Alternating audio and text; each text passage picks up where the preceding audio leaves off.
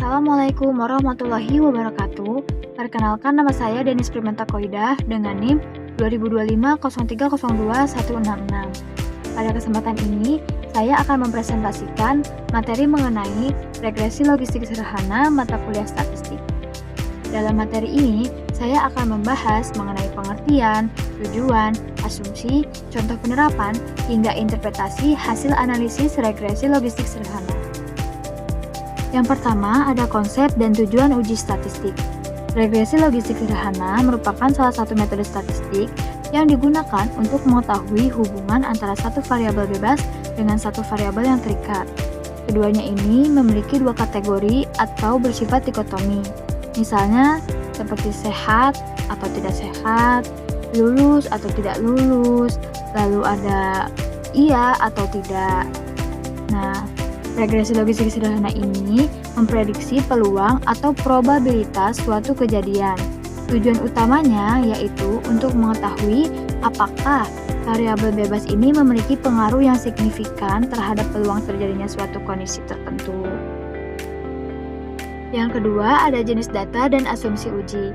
Pada penelitian ini, variabel dependennya adalah status obesitas yang terdiri dari dua kategori, yaitu kategori obesitas dan tidak obesitas.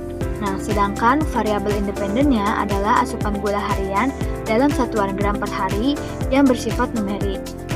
Nah, sebelum menggunakan uji regresi logistik ini, terdapat beberapa asumsi yang harus dipenuhi. Yang pertama yaitu ada observasi bersifat independen. Jadi, setiap responden ini harus bersifat independen. Lalu yang kedua, itu terdapat hubungan linier antara variabel bebas dengan log odds dari variabel yang terikat. Nah, lalu yang terakhir atau yang ketiga, yaitu membutuhkan ukuran sampel yang cukup besar. Kenapa membutuhkan sampel yang cukup besar? Ini agar hasil analisisnya itu lebih stabil. Nah, pada contoh ini tuh digunakan sebanyak 120 responden. Yang ketiga, ada formulasi hipotesis. Pada analisis regresi logistik ini, terdapat dua hipotesis. Nah, untuk hipotesis yang pertama yaitu hipotesis nol atau HO. Hipotesis ini menyatakan bahwa asupan gula harian itu tidak berpengaruh secara signifikan terhadap kejadian obesitas. Secara statistik ditulis, beta 1 sama dengan 0 atau odds ratio sama dengan 1. Nah, sedangkan untuk hipotesis yang kedua atau alternatif H1 menyatakan bahwa terdapat pengaruh yang signifikan antara asupan gula harian terdapat kejadian obesitas, sehingga nilai beta 1 tidak sama dengan 0. Yang keempat, ada karakteristik data stimulasi. Data yang digunakan merupakan data stimulasi yang terdiri dari 120 responden. Variabel X adalah asupan gula harian dengan rentang 15 hingga 90 gram per hari. Sedangkan variabel Y adalah status obesitas. Dari pola distribusi, terlihat bahwa responden dengan konsumsi gula kurang dari 40 gram per hari lebih banyak berada pada kelompok tidak obesitas. Sebaliknya, responden yang mengkonsumsi gula lebih dari 55 gram per hari lebih banyak berada pada kelompok obesitas. Pola ini menunjukkan adanya hubungan antara konsumsi gula dengan resiko obesitas. Yang kelima, ada visualisasi rata-rata asupan gula. Pada grafik ini menunjukkan perbedaan rata-rata konsumsi gula harian antara dua variabel. Dilihat dari grafik rata-rata asupan gula harian, pada kelompok yang mengalami obesitas itu memiliki rata-rata konsumsi gula sekitar 67,8 gram per hari. Sedangkan kelompok yang tidak obesitas hanya sekitar 36,2 gram per hari. Nah, dari perbedaan ini tuh memberikan gambaran awal bahwa semakin tinggi konsumsi gula, maka kemungkinan seseorang itu mengalami obesitas juga semakin besar. Yang keenam, ada perhitungan manual. Model regresi logistik menghasilkan persamaan yang digunakan untuk menghitung nilai logit. Kemudian diubah menjadi nilai probabilitas menggunakan rumus fungsi logistik. Nah, rumusnya itu di sini ada P sama dengan E logit dibagi 1 tambah E logit. Nah, dari nilai probabilitas tersebut, kita dapat memperkirakan kemungkinan seseorang mengalami obesitas itu berdasarkan jumlah konsumsi gula hariannya.